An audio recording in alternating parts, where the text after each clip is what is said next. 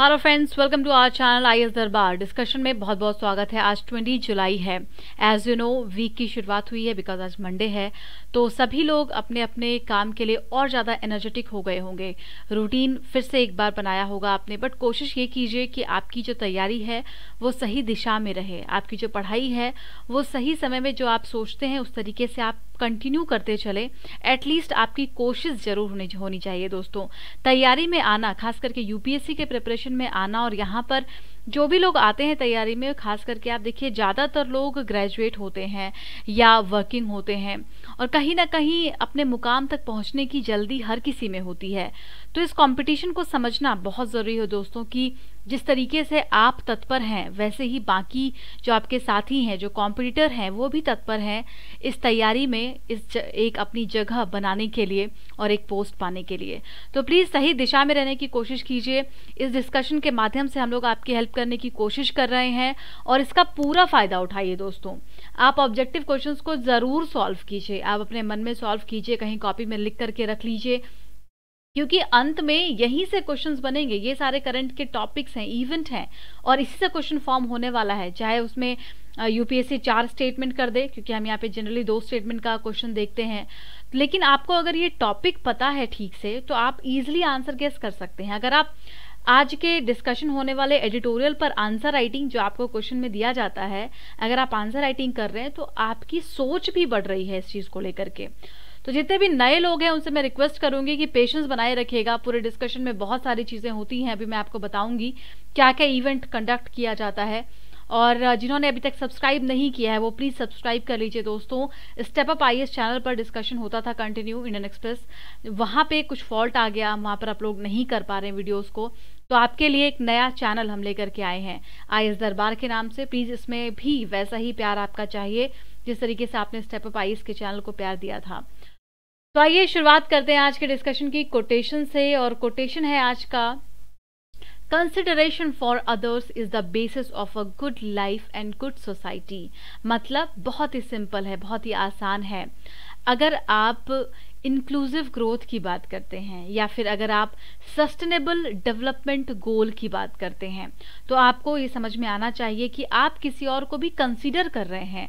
आप ये मान रहे हैं कि यहाँ की जो रिसोर्सेज हैं, जो नेचुरल रिसोर्सेज है, वो सब कुछ सिर्फ आपके लिए नहीं बना है। तो जब आप ऐसा सोचने लगेंगे तो वहीं से शुरुआत होती है एक अच्छे सोसाइटी की, एक अच्छे लाइफ की, एक अच्छे इंसान की। तो हमें ये कोशिश लगातार करनी चाहिए। इसमें बहुत बड़ी सीख भी है और इस कोटेशन का आप यूज़ भी कर सकते हैं। आप एथिक्स के पेपर में ऐसे कोटेशंस को यूज़ कर सकते हैं। अच्छा, आप में से कितने लोग हैं जिनको कि सिलेबस याद है? अगर याद नहीं है तो रिक्वेस्ट है, याद किया जा सकता है। हमारे इंस्टीट्यूट के जो स्टूडेंट्स हैं, अगर आप उनसे पूछेंगे तो आपको एग्जैक्टली सिलेबस को सुना सकते हैं, उनको याद होता है। तो इसीलिए हैंड्स प्रूफ्ड कि सिलेबस को याद किया जा सकता है। प्लीज़ आप लोग भी सिलेबस को याद कीजिए, तभी न्यूज़पेपर को पढ़ने का सही तरीका और तैयारी का सही तरीका आपकी पकड़ में आएगा। ठीक है, तो ये कोटेशन लिख लीजिएगा अपनी कॉपी में, बहुत इंपॉर्टेंट है। ऐसे राइटिंग में या ऑप्शनल सब्जेक्ट में भी आप ऐसे कोटेशंस को यूज़ कर सकते हैं। तो आज के डिस्कशन में क्या कुछ है, सबसे पहले कोटेशन आपको मिल चुका है, बैकग्राउंडर और बेसिक पॉइंट्स हम लोग देखेंगे। बहुत सारे बच्चों के कुछ और सुझाव भी आ रहे हैं, तो हम लोग कोशिश करेंगे कि सैटरडे संडे में भी कुछ प्रोग्राम चलाया जाए। वैसे ये जो डिस्कशन है ये वीक में आ ही रहा है हर दिन।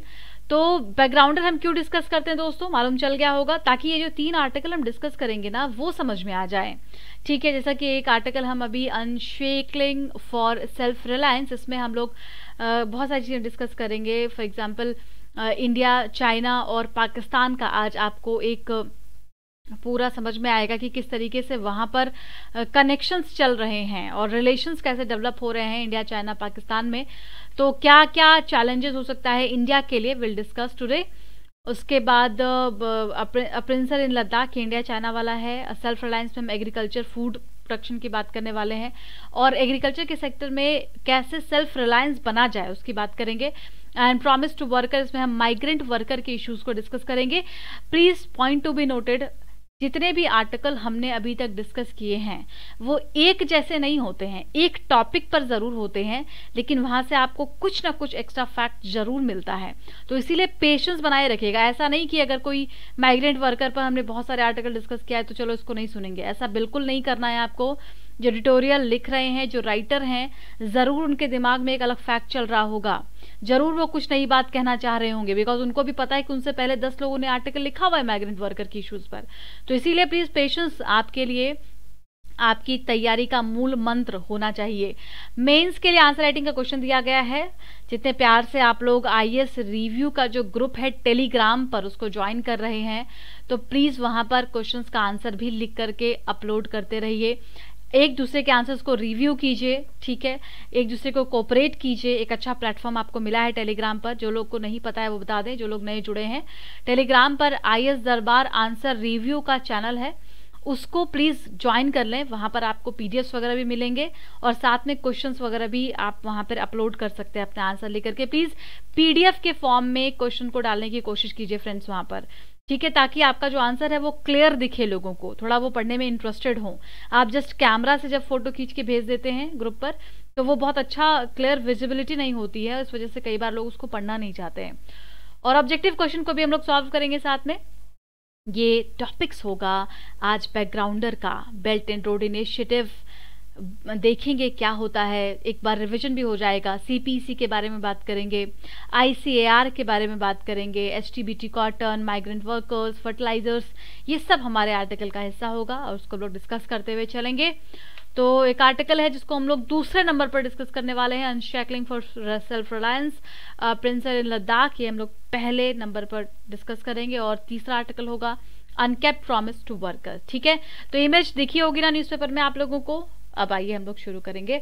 इसमें 2 क्वेश्चन दिया गया आंसर राइटिंग के लिए, धैर्य बनाए रखिएगा, पढ़िएगा क्वेश्चन को। अभी आर्टिकल डिस्कस करेंगे तो कई सारे फैक्ट मिल जाएंगे, उनको आप जोड़ सकते हैं अपने आंसर में। हिंदी माध्यम के छात्रों के लिए भी क्वेश्चंस हैं। ऑब्जेक्टिव क्वेश्चन में 3 सवाल है आज और इसको हम लोग अभी अंत में भी देखेंगे। बीआरआई पर है पहला सवाल, सीपीसी पर दूसरा और आईसीएमआर पर तीसरा सवाल है आपसे।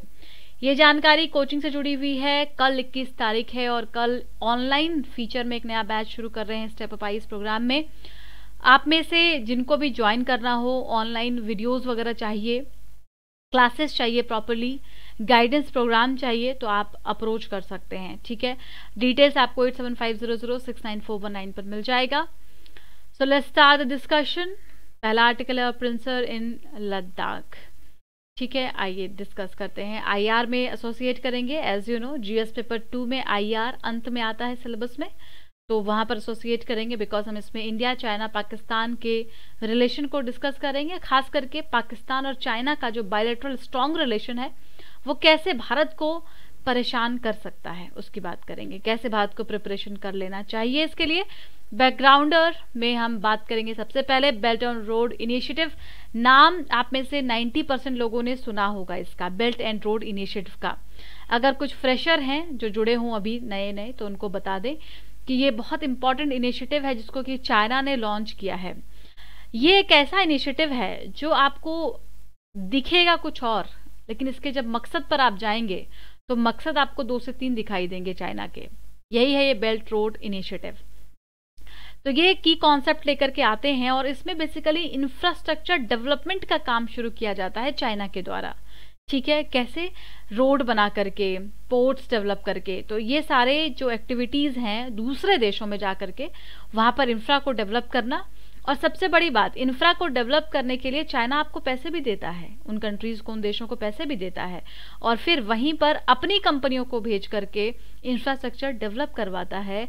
और इस तरीके से जो देश हैं वहाँ पर इंफ्रास्ट्रक्चर डेवलपमेंट तो होता है, लेकिन साथ में डेट ट्रैप भी क्रिएट करना शुरू करता है चाइना अपना। तो इसको चाइनीज मार्शल प्लान के नाम से जाना गया।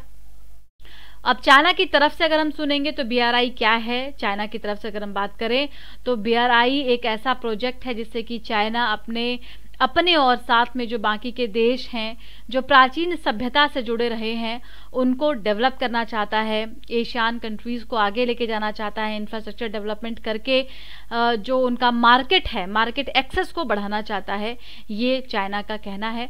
व्हाट एग्जैक्टली डज, इसमें याद रखिएगा 2013 में जी जिनपिंग साहब इस कॉन्सेप्ट को अनाउंस करते हैं, Chinese president, as you know present president भी वही हैं जी जिनपिंग साहब, और उन्होंने इसको इनिशिएट किया। इसमें रेल रूट, हाईवे, ये सारी चीज़ें आती हैं। बीआरआई एक बहुत मैसिव बड़ा प्रोजेक्ट है जिसमें इंफ्रा डेवलप करने का काम लिया जाता है। तो central China through central Asia, Russia, west Asia से यूरोप तक पहुंचने का प्लान चाइना रखता है, और यूरोप तक पहुंचने के जो भी रास्ते हैं उसको डेवलप करना है, चाहे पोर्ट के माध्यम से, रोड के माध्यम से, रेलवे लिंक बना करके, हर तरीके से। और इसी में एक लाइन जाती है सीपीईसी, और सीपीईसी जो है वो पाक ऑक्यूपाइड कश्मीर से होकर के निकलती है, राइट। तो जो ग्वादार पोर्ट है पाकिस्तान का, उसको डेवलप किया है चाइना ने इसी के माध्यम से, और उसमें जो उसने रास्ता बनाया है वो पीओके से होकर के गुजरता है। तो जाहिर तौर पर भारत इसका पूरी तरीके से विरोध करता है, क्योंकि चाइना का जो बेल्ट एंड रोड इनिशिएटिव है या फिर सीपीईसी प्रोजेक्ट है, वो भारत के सॉवरेनिटी पर सीधा सीधा सवाल उठाता है। और आपको बता दें कि बीआरआई में अभी तक 120 से भी ज़्यादा देश शामिल हो चुके हैं। ईरान ने भी इसको ज्वाइन किया हुआ है, हमने डिस्कस किया था लास्ट आर्टिकल में। इसके अलावा भारत के जितने भी पड़ोसी देश हैं, बांग्लादेश हो या अदर कंट्री हो, म्यांमार हो, सभी ने इसको ज्वाइन किया हुआ है, श्रीलंका हो। और इसके तहत अब क्या कर रहा है चाइना, भारत के पड़ोसी देशों में अच्छा खासा इन्वेस्टमेंट कर रहा है, उनको डेट ट्रैप में लाने की कोशिश कर रहा है, और इस तरीके से इकोनॉमिक पॉलिटिकल इन्फ्लुएंस बनाने की भी कोशिश जारी है चाइना की। सीपीसी का भी जिक्र कर लेते हैं, चाइना पाकिस्तान इकोनॉमिक कॉरिडोर। ये टोटल $51 बिलियन का प्रोजेक्ट है जो चाइना पाकिस्तान में चला रहा है। क्यों? क्योंकि पाकिस्तान को कैसे एक्सपैंड किया जाए, अपग्रेड किया जाए, वहाँ की इंफ्रास्ट्रक्चर को, ये जिम्मेदारी पीपल्स रिपब्लिक ऑफ चाइना ने ले रखी है। और इस तरीके से चाइना पाकिस्तान का एक अच्छा रिलेशन आपको इस प्रोजेक्ट से देखने को मिलता है। भारत को कोई परेशानी नहीं होती क्योंकि चाइना पाकिस्तान का अपना इंडिपेंडेंट रिलेशन है, बट प्रॉब्लम तब हुई जब इसमें जो हिस्सा है इस प्रोजेक्ट में, उसको कहाँ से निकाला गया? पाक ऑक्यूपाइड कश्मीर से निकाला गया, जो भारत का अभिन्न अंग है, वहां से निकाला गया। और इस वजह से भारत को बहुत ज़्यादा परेशानी है, क्योंकि इसने सीधे तौर पर भारत की सॉवरेनिटी और इसके टेरिटोरियल इंटीग्रिटी को चैलेंज किया है। आइए मेन आर्टिकल पर चलते हैं। ये तो आपको एक बैकग्राउंड पता चला। अब देखिए इसमें क्या कहा जा रहा है। पिंसर का मतलब होता है चिमटा। चिमटा मतलब कि कैसे आप दोनों तरीके से जकड़ते हैं एक चीज को। आपने देखा होगा ना, आपके घर में रोटी वगैरह बनाते हैं तो तवे को पकड़ने के लिए उसका इस्तेमाल किया जाता है। तो वही सेम चीज यहाँ पर इस आर्टिकल में ये डिस्कस करते हैं कि चाइना कैसे अलग अलग स्ट्रेटजी से इंडिया को काउंटर करने की कोशिश करता है, और ऐसे में जो ये पाकिस्तान का इस्तेमाल करता है वो काफ़ी काबिल तारीफ है। पाकिस्तान में स्ट्रेटेजिकली, इकोनॉमिकली डेवलपमेंट करना, और अभी कहीं ना कहीं ये चाइना के लिए एडवेंचरिज्म हो गया है अगेंस्ट इंडिया। और इसमें कुछ एग्जाम्पल भी देते हैं ये कि अभी तक जैसे जो भी वॉर्स हुए, जैसे 1965 का रहा, 71 का रहा, और ऐसे में कोल्ड वार का जो समय था उस समय में अलग अलग आइडियोलॉजीज डेवलप हुई। इवन अगर चाइना इंडिया की बात करते हैं तो उनके बीच में जो अभी तक युद्ध हुए हैं या जो अभी क्राइसिस की सिचुएशन क्रिएट हुई है, वो क्लियर नहीं रहा। उसमें बहुत ज़्यादा कन्फ्यूजन है कि आखिर किसका पलड़ा भारी रहा। और यही सेम काम पाकिस्तान करने की भी कोशिश करता है। पाकिस्तान खुल करके बहुत सारे युद्ध में ये मानता नहीं कि उसकी हार हुई है। और ऐसे में mutuality of strategic interest with Pakistan, ये कौन करता है? ये चाइना करता है। कैसे पाकिस्तान में इन्वेस्टमेंट किया जाए, कैसे पाकिस्तान के इंफ्रा को डेवलप किया जाए, कैसे पाकिस्तान में स्ट्रेटेजिक इंटरेस्ट को बढ़ावा दिया जाए, तो उससे भारत को काउंटर किया जा सकता है। इसी फिराक में चाइना हमेशा लगा होता है, यही यहाँ पर आर्टिकल का मानना है। तो रैपिड मिलिट्री मॉडर्नाइजेशन जिस तरीके से 2005 के बाद चाइना ने परस्यू किया है, अग्रेसिव इन्वेस्टमेंट दूसरे देशों में जाकर के, लैंड, सी या फिर अदर इनिशिएटिव्स के माध्यम से जिस तरीके से बॉर्डर मैनेजमेंट कर रहा है चाइना, और इसके अलावा कई सारे ऑपरेशंस जो LAC पर कंडक्ट किया है चाइना ने 2008 के बाद से, जो एक्टिविटी है चाइना की LAC पर, लाइन ऑफ एक्चुअल कंट्रोल पर, वो बढ़ी है। और जैसा हमने डिस्कस किया था कि 2013, 2014, 2017 इन सब में चाइना ने स्टैंड ऑफ की कंडीशन को क्रिएट किया, चाहे वो डोकलाम का स्टैंड ऑफ हो, लद्दाख में प्रेजेंट स्टैंड ऑफ हो, या फिर आपका अरुणाचल प्रदेश में स्टैंड ऑफ हो। तो इस तरीके से चाइना कई ऐसी एक्टिविटीज़ को करता आया है। 2011 में गिलगित बाल्टिस्तान में अपने ट्रूप्स को लेके जाना, फिर पाकिस्तान में इन्वेस्टमेंट करना, ठीक है। और जब 2013 के बाद की ये बात करते हैं कि यहाँ पे किस तरीके से चाइना ने पाकिस्तान का इस्तेमाल किया इंडिया में परेशानी, यानी एक तरीके से एक प्रॉक्सी कैंपेन जेएनके में चलाया। तो इसमें पहला कैसे हुआ, इनहेंस्ड पीएलए असर्टिवनेस इन लद्दाख, ईस्टर्न लद्दाख।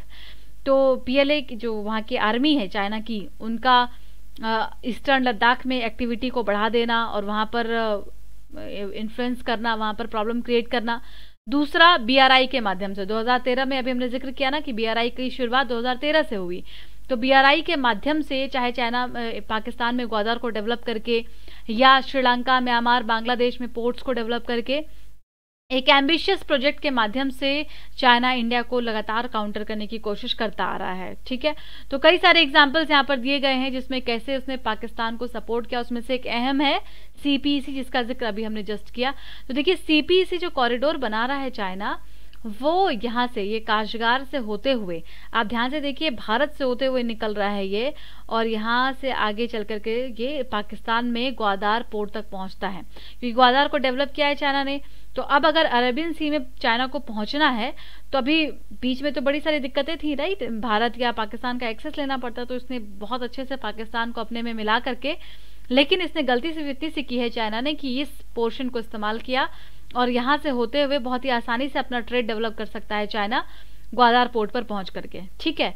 तो ये चाइना का एक उद्देश्य है और इसके लिए सीपीसी को उसने स्टार्ट किया है।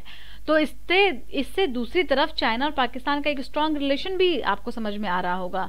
प्रिंसर अप्रोच, अब कैसे अलग अलग अप्रोच को यहाँ पर चाइना लगा रहा है। एक long term strategic vision is not something that the international strategic communities adept at accessing.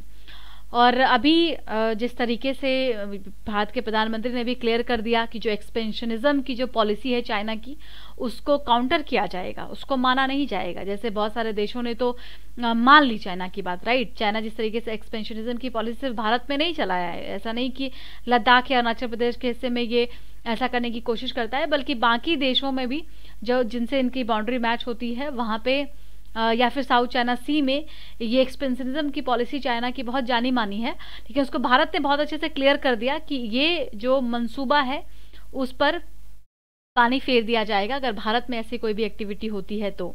Now it's no longer Pakistan seeking Chinese support for its adventurism as much as it is other way around. Mutuality of the interest has increased. Military coordination has become a larger part overall strategy.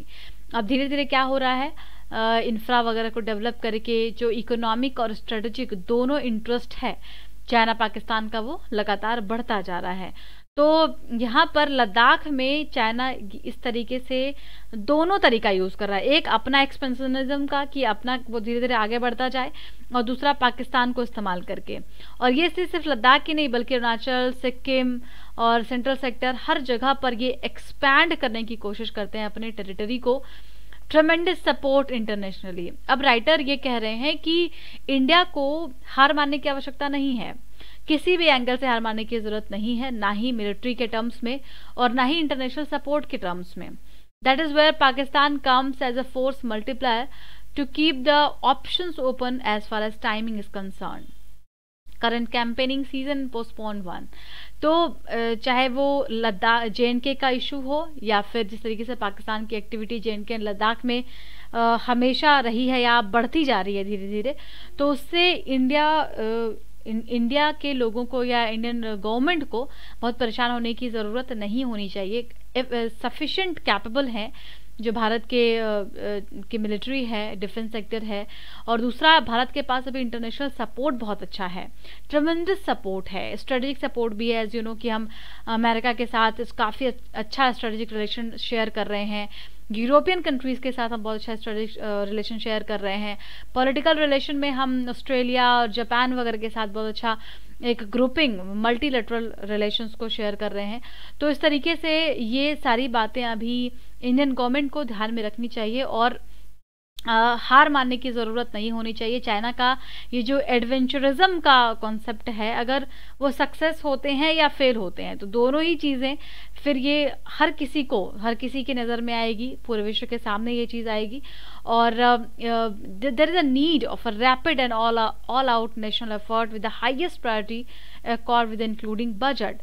अब यहाँ पे government को हर तरीके से कैसे fight करना है इस कंडीशन में, जैसे अभी स्टैंड ऑफ हुआ या अक्सर ये सिचुएशन क्रिएट करता है चाइना, तो इसमें प्रॉपर एक बजटिंग को इंक्लूड करके, यानी कि इकोनॉमिकली और स्ट्रेटेजिकली, पॉलिटिकली, हर एंगल से कैसे ऐसे सिचुएशंस को काउंटर करना है, इस पर एक अच्छी रणनीति बनानी चाहिए सरकार को। ये इसकी बहुत ज़्यादा ज़रूरत है इस समय में। अगला आर्टिकल डिस्कस करते हैं, unshackling for self Reliance. Agriculture में एसोसिएट करेंगे, जीएस पेपर 3 में आ जाएगा ये। और यहाँ पे बहुत अच्छा इशू इन्होंने डिस्कस किया है। पहले हम एक बार ICAR की बात कर लेते हैं, Indian council of agriculture research. तो ये ऑब्वियसली किस में आएगा, ministry of agriculture and farmer welfare में आएगा। ये याद रखना है आपको, एक ऑटोनॉमस ऑर्गेनाइजेशन है।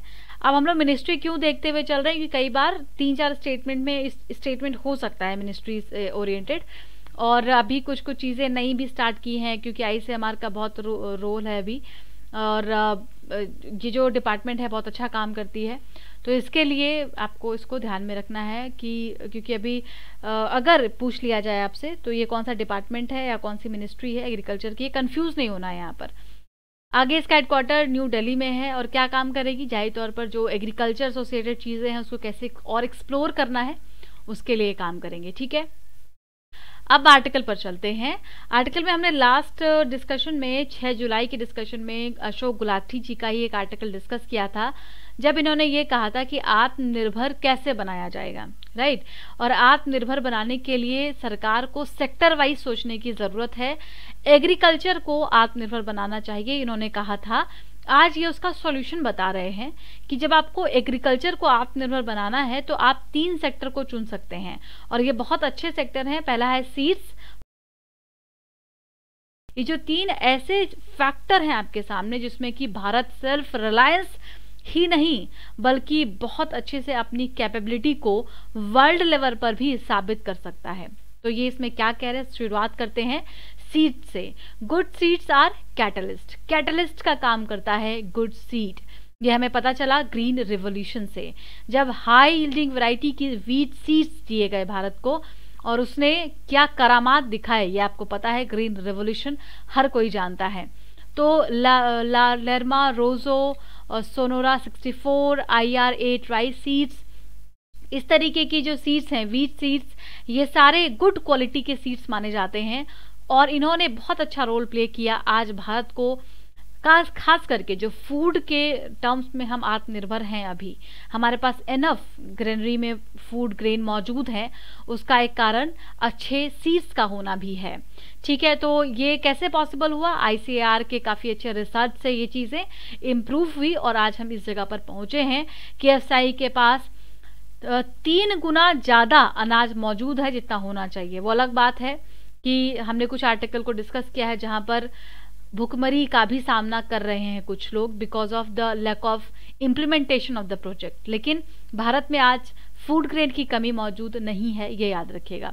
तो अगला जो आर्टिकल है वो इसी पर होगा, लेकिन पहले ये वाला आर्टिकल देख लेते हैं। अब ये कह रहे हैं कि today India export seeds to the neighbouring country. आज ये स्थिति है कि भारत एक्सपोर्ट करता है सीड्स को अपनी नेबरिंग कंट्री में, पड़ोसी देशों में, बांग्लादेश वगैरह में ये काम होता है। अब seeds capital of the developing world, कैसे भारत को सीड कैपिटल बनाया जा सकता है। तो हमने पहला वाला क्या देखा था कि सीड एक ऐसा सेक्टर हो सकता है एग्रीकल्चर में जहां पर हम बहुत अच्छा ग्रो कर सकते हैं। तो इन्होंने अब सुझाव दिया है कि अभी हम एक्सपोर्टर में हम वर्ल्ड को लीड कर सकते हैं एक्सपोर्टर के टर्म्स में, जैसे कि जो साउथ ईस्ट एशियन या अफ्रीकन कंट्रीज हैं वहां पर इंडिया लार्जेस्ट प्रोड्यूसर और एक्सपोर्टर बन सकता है, इमर्ज हो सकता है। और ऐसे में hybrid seeds, hybrid corn seeds के अलावा BTHT कॉटन, इन सभी सीड्स को हम बहुत अच्छे से प्रोड्यूस करके वहां तक पहुंचा सकते हैं, thanks to the prime minister Atal Bihari Vajpayee साहब, फॉर्मर प्राइम मिनिस्टर 2002 में ये थे।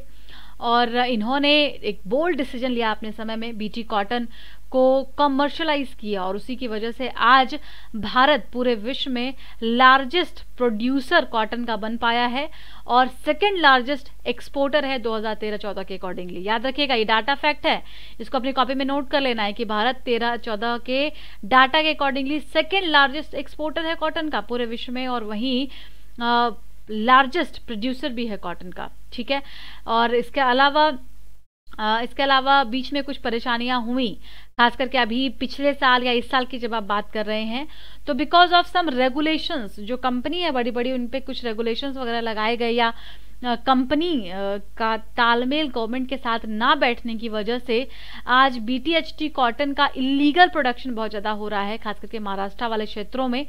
और ये काफ़ी आयरनी है, इसको कंट्रोल करने की ज़रूरत है। This is the partly because our regulatory system is complex. इनका कहना है कि जो हमारा रेगुलेटरी सिस्टम है वो काफ़ी कॉम्प्लेक्स है, उसको सिंपल बनाया जाना चाहिए, उसको जितना आसान बनाया जाएगा या मॉडर्न साइंस को जितना एक्सेप्ट किया जाएगा वो इतना इजी करेगा इस पूरे सेक्टर को और उसको आगे इम्प्रूव कराएगा। जैसे कि 2002-3 के पहले हम लोग कॉटन को इंपोर्ट करते थे और भारत नेट इंपोर्टर था कॉटन का, लेकिन आज भारत कहाँ है 2014-15 में?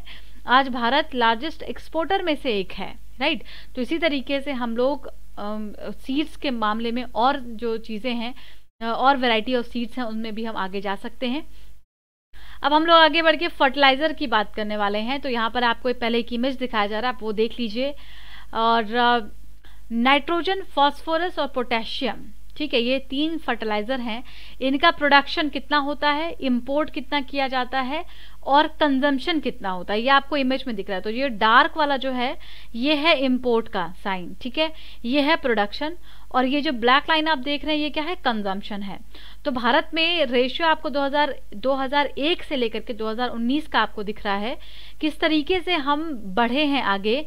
तो देखिए ये जो इंपोर्ट है ये भी बढ़ रहा है, राइट, कंजम्पशन भी बढ़ रहा है, और अगर आप प्रोडक्शन देखें तो प्रोडक्शन आपका वहीं उसी लेवल पर है, ठीक है। तो ऑलमोस्ट उसी लाइन पर आगे पीछे जा रहा है जो हमारा प्रोडक्शन है। तो अभी क्लियर है, फर्टिलाइजर की हम आगे बात करने वाले हैं कि भाई सेल्फ रिलायंस कैसे बनाया जाए फर्टिलाइजर के टर्म्स में, क्योंकि आज भारत फर्टिलाइजर्स को इंपोर्ट करता है। फर्टिलाइजर का मतलब समझ में आ रहा है ना, खाद जो खेतों में यूज किया जाता है। डीएपी इसका फुल फॉर्म है डाई अमोनियम फॉस्फेट, इसका इस्तेमाल किया जाता है खेतों में फसलों को अच्छा करने के लिए, कीटाणुओं को मारने के लिए। म्यूरिएट ऑफ पोटास, इसका शॉर्ट फॉर्म है एमओपी। अब ये बहुत अच्छा सा डाटा वगैरह दिए आपको, इसको आप लिख सकते हो कि भारत में कैसे इस्तेमाल किया जाता है और कितना इस्तेमाल किया जाता है। We totally depend on import in cash of MOP and in case of DAP, जो ये डाई अमोनियम फॉस्फेट और म्यूरिएट पोटास है जिसका इस्तेमाल किया जाता है इम्पोर्टेंट फर्टिलाइजर के तौर पर, उसमें हम पूरी तरीके से डिपेंडेंट है इंपोर्ट पर। We import the rock and finished product, हम लोग रॉक और फिनिश्ड प्रोडक्ट को इंपोर्ट करते हैं। ये जो फॉस्फेट है, फॉस्फोरस कहाँ पाया जाता है, रॉक्स में पाया जाता है, आपको याद होगा, आपने इसमें पढ़ा होगा ज्योग्राफी में। तो उसको हम लोग रॉक को या फिर फिनिश्ड प्रोडक्ट को वहाँ से मंगाते हैं, इंपोर्ट करते हैं, एंड देन फिर उसको इस्तेमाल किया जाता है। तो अभी इसका मतलब क्या हुआ कि भारत बहुत ज़्यादा तादाद में फर्टिलाइज़र को इंपोर्ट करता है। इंडिया वांट्स टू बी आत्मनिर्भर। अगर आप इंपोर्ट करेंगे 11 मिलियन टन यूरिया को अपने यहाँ पर इस्तेमाल करने के लिए, तो आप ये कैसे सोच पा रहे हैं कि आप खुद को आत्मनिर्भर कर पाएंगे। तो यूरिया के टर्म्स में भारत को आत्मनिर्भर बनाना होगा, इसका जो प्रोडक्शन है उसको बढ़ाना होगा, इसके लिए जो फैसिलिटीज़ हैं उसको आसान बनानी होगी, जो रेगुलेशंस है उसको आसान करना होगा भारत में, ठीक है। तो फर्टिलाइज़र में यूरिया, नाइट्रोजन और ये जो आपका फॉस्फेट, पोटास, ये सब का इस्तेमाल होता है। इन सभी को हमें इस न्यूट्रिएंट्स के लिए भी आत्मनिर्भर बनाने की ज़रूरत है, इसको एक्सपेंड किया जाना चाहिए ताकि लोअर कॉस्ट पर किसानों को ये चीज़ें मिल पाएँ और उसका सही उपयोग हो पाए, क्योंकि आपको याद होगा फर्टिलाइज़र के लिए बहुत ज़्यादा सब्सिडी देती है सरकार, ठीक है। तो आगे बढ़ते हैं, इसी में कुछ और फैक्ट्स को डिस्कस किया जा रहा है। फर्टिलाइज़र सब्सिडी सरकार बहुत ज़्यादा देती है, तो इसमें क्या करना चाहिए, सब लोग एक चीज़ कहते हैं, एक सुझाव देते हैं, क्या वो है डायरेक्ट बेनिफिट ट्रांसफ़र का। हमने कई सारे आर्टिकल को डिस्कस किया जहाँ पे ये कहा गया था कि फर्टिलाइज़र को की सब्सिडी में देने की बजाय किसानों को डायरेक्ट पैसा ट्रांसफ़र कर दिया जाए, तो उनका वो लोग सही इस्तेमाल कर लेंगे। ठीक है, क्योंकि जब सब्सिडी देती है ना सरकार, तो लोग क्या करते हैं कि क्रॉप को जितने फर्टिलाइज़र की आवश्यकता है उस रेशियो में फर्टिलाइज़र ना दे करके वो अनइवन रेशियो में फर्टिलाइज़र्स को पौधों में डाल देते हैं। उसका नुकसान उस पौधे को भी होता है और मिट्टी को भी होता है, और उसके बाद उस फसल को जो कंज्यूम करते हैं कंज्यूमर, उनको पूरा पूरा होता है। तो हम लोग एक साथ कितने सारे प्रॉब्लम्स को एड्रेस कर सकते हैं, आप ये सोचिए। आप एक तरफ आत्मनिर्भर बनाने की बात कर रहे हैं, अगर आप फर्टिलाइज़र की सब्सिडी को बंद करके डायरेक्ट कैश ट्रांसफ़र करें फार्मर को, तो वो क्या करेंगे कि अपने हिसाब से फर्टिलाइजर्स को खरीदेंगे और फिर जितने की ज़रूरत है उतना ही वो प्लांट में पौधों में डालेंगे। उसका एनवायरमेंटल बेनिफिट भी होगा, हेल्थ वाइज बेनिफिट भी होगा। इसके बाद जो प्राइवेट सेक्टर्स है ना, प्राइवेट सेक्टर को फिर इसमें इंक्लूड किया जाना चाहिए। यूरिया का प्रोडक्शन है, उसको बढ़ाने के लिए हम लोग अगर कॉम्पिटिटिव मैनर में इसको चाहते हैं तो फिर प्राइवेट सेक्टर को इसमें इंक्लूड किया जाना चाहिए। It at home in the countries in Persian Gulf where gas is much cheaper. तो यूरिया के प्रोडक्शन में गैस वगैरह का इस्तेमाल होता है, और ऐसे में जो जहाँ पर गैस सस्ता मिलता है, अगर उनको उन इन्वेस्टर्स को हम बुलाएंगे तो वहाँ पे प्रोडक्शन काफ़ी इजी हो पाएगा। तो तभी हम मानेंगे कि ट्रू माइनर में हम लोग आत्मनिर्भर बन पाए हैं, सेल्फ रिलायंस हो पाए हैं। इसके लिए क्या बोलते हैं, प्राइवेट सेक्टर को भी आप अपने यहाँ पर आने दीजिए। अब आते हैं तीसरे टर्म्स में, वो क्या है, ट्रैक्टर का। बहुत इंटरेस्टिंग फैक्ट आपको बताते हैं यहाँ पर कि ट्रैक्टर मैन्युफैक्चर करता है भारत आज के डेट में, लेकिन अगर आप 61-62 की बात करें ना, बिफोर ग्रीन रेवोल्यूशन, तो भारत में ज़्यादा प्रोडक्शन नहीं हो पाता था ट्रैक्टर का। सिर्फ 880 ट्रैक्टर यूनिट प्रोड्यूस हुए थे उस समय में। ठीक है, और वो आज बढ़ करके आप देखिए 9 लाख यूनिट तक पहुंच चुके हैं। ठीक है, 2018-19 की बात है ये। तो लार्जेस्ट ट्रैक्टर मैन्युफैक्चर में भारत आ चुका है पूरे वर्ल्ड में। आप सोचिए, मतलब हम लोग इसको और आगे बढ़ा सकते हैं। तो अफ्रीका और एशियन कंट्रीज में भारत से ही एक्सपोर्ट किया जाता है ट्रैक्टर्स को, और ये कैसे पॉसिबल हुआ। तो जिस तरीके से इस पूरे स्ट्रीम, इस पूरे सेक्टर में काफ़ी अच्छा काम किया गया, डी लाइसेंसिंग की गई ना, तो 1991 में आपको याद होगा जब एलपीजी को हमने अपने यहाँ पर स्टार्ट किया, लिबरलाइज किया सिचुएशंस को, पॉलिसी को आसान बनाया, तो बाकी चीज़ें भी ऊपर उठी। तो जब हम लोग रेगुलेशंस को कम करते हैं, आसान बनाते हैं नॉर्म्स को, तो फिर अपने आप इन्वेस्टमेंट होना शुरू होता है, और सारे जो सेक्टर्स हैं एक के बाद एक दूसरे को कॉम्प्लीमेंट करते हुए ऊपर उठने लग जाते हैं। ठीक है, तो जो ट्रैक्टर कंपनीज थी वो ऊपर उठने लग गई और अच्छा प्रोडक्ट्स बनाने लग गई, लो कॉस्ट पर देने लग गई, और इससे आज ये स्थिति है कि भारत एक्सपोर्टर के तौर पर जाना जाता है, और इसको हम लोग और आगे लेकर के जा सकते हैं, इस सर्विस सिस्टम को और अच्छा बना सकते हैं। तो एग्रीकल्चर में आत्मनिर्भर बनने के ये 3 रास्ते राइटर ने आपको बताए हैं, सुझाए हैं, जिसको कि सरकार अपना सकती है। What is overall lesson from these 3 cases of the seed, fertiliser and tractor? क्या समझ में आया आपको इस पूरे डिस्कशन में? आप बताओ, आप सोचो। सिंपल है, एक बात समझ में आती है कि प्राइवेट सेक्टर हमारा स्ट्रेंथ होते हैं, जैसे कि ट्रैक्टर के टर्म्स में या बाकी और टर्म्स में प्राइवेट सेक्टर के आने से काफ़ी ज़्यादा इन्वेस्टमेंट हुआ, उनके आने से चीज़ें ऊपर उठी, पैसा आया मार्केट में, कॉम्पिटिटिवनेस बढ़ा, क्वालिटी बढ़ी, और हम लोग प्रोडक्ट को आगे शेयर कर पाए। तो उसी तरीके से यहाँ पे हमें ये समझ में आता है कि अगर हम रेगुलेशंस को आसान बनाएंगे, जो अननेसेसरी का कंट्रोल होता है अगर हम उसको हटा देंगे, सरकार जिस तरीके से अभी नए चीज़ों को इंट्रोड्यूस नहीं करना चाह रही है या फिर मॉडर्न साइंसेस को अपनाना नहीं चाह रही है, बहुत दिनों से जो जेनेटिकली मॉडिफाइड सीड्स या क्रॉप्स की डिमांड है उसको क्लियर नहीं किया जा रहा है, उसको रोका जा रहा है। तो इन सारे मुद्दों को फिर से उठाया जाना चाहिए, और आत्मनिर्भर भारत बनाने का एक अच्छा पहल यहाँ से हम शुरू कर सकते हैं। अगला आर्टिकल डिस्कस करेंगे माइग्रेंट इश्यूज पर, और ये वाला इमेज दूसरा है, गलत है, हम लोग ऊपर जो इमेज देखें हैं वो होगा आज का। ठीक है, बट इशू माइग्रेंट इश्यूज का ही है, सोशल जस्टिस में आ जाएगा। अब आइए देखते हैं क्या कहा गया आर्टिकल में। आर्टिकल की शुरुआत ये करते हैं कि सरकार ने बहुत सारे प्रॉमिसेस किए हैं, बहुत सारे क्लेम्स किए हैं, लेकिन राइटर ये मान रहे हैं कि उन क्लेम्स को पूरा नहीं किया जा रहा है। जिस तरीके से यूपी में कमीशन बनाया गया, ठीक है, 24 मई को हमने डिस्कस भी किया था ना। क्या आप में से किसी को भी याद है कि कमीशन का नाम क्या था? जो माइग्रेंट वर्कर के सोशल सिक्योरिटी को प्रोवाइड करने के लिए कमीशन यूपी में 24 मई का को गठन हुआ था, हम लोगों ने डिस्कस भी किया था। तो नाम अगर किसी को याद है तो कमेंट बॉक्स में बताइएगा ज़रूर। और यहाँ पे इन्होंने इस तरीके से बाकी जो राज्य हैं उन्होंने भी इस तरीके के प्लान्स को इनिशिएट किया। वहीं यूपी में उन्नाव, सीतापुर, वाराणसी जैसे जगह पर 200 वर्कर्स के साथ इंटरेक्शन हुआ। उसके बाद ये प्रॉमिस किया गया कि सभी को नौकरियां दी जाएंगी, ठीक है। Not one of the worker surveyed in these districts have been approached by the government. तो ये कह रहे हैं कि सर्वे वगैरह तो बहुत हुआ, लेकिन गवर्नमेंट कितना ज़्यादा इस पे काम कर रही है, या गवर्नमेंट ने जो माइग्रेंट वर्कर को प्रोमिस किए थे उसको वो पूरा नहीं कर पा रही है। वो कैसे, वो यहाँ पे इसको साबित करने की कोशिश कर रहे हैं। तो हम लोग कुछ प्रूव एंड फैक्ट्स को देखते हैं जो इन्होंने बताया है पूरे डिस्कशन में। Only less than 10% of them got travel free bye the government transport. तो शुरू में क्या कहा गया था? श्रमिक ट्रेन चलाए गए, याद है आपको? श्रमिक ट्रेन पे जो माइग्रेंट वर्कर हैं वो एक जगह से दूसरी जगह पर अपने अपने गंतव्य स्थान तक पहुंच सकते हैं फ्री में। लेकिन इनका कहना है कि सब 10% ऐसे लोग थे जो फ्री ट्रेवल कर पाए। बाकी सारे लोग कुछ तो पैदल ही निकल गए, कुछ प्राइवेट व्हीकल से, कुछ ऑटो रिक्शा, कुछ अलग अलग माध्यम से बड़ी बड़ी डिस्टेंस को तय करके अपने घर तक पहुंचे। उसके बाद कुछ ये एग्जाम्पल भी दे रहे हैं, आपको याद है एक ट्रक पर कुछ लोग जा रहे थे, अगर जैसे जो बॉर्डर पर लोगों को रोक दिया जाता था, जैसे कि गाजियाबाद या फिर दिल्ली यूपी बॉर्डर में, इन सब जगह पर रोका गया था। तो उसके बाद लोग अलग अलग रास्ते से, रेलवे ट्रैक के माध्यम से लोग पैदल निकल पड़े अपनी अपनी जगह पर पहुंचने के लिए, ठीक है।